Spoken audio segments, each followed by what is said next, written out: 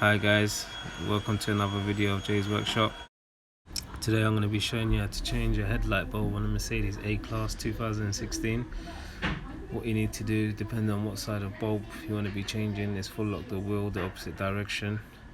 There's a little casing under the wheel arch which just slides down like so, and if you look inside there's another cap that you got to twist and pull off, which I've just done, and there's your H7 bulb right in there.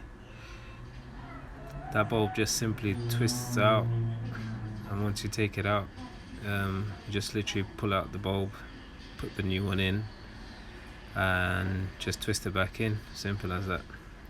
Thank you, hope the video helped.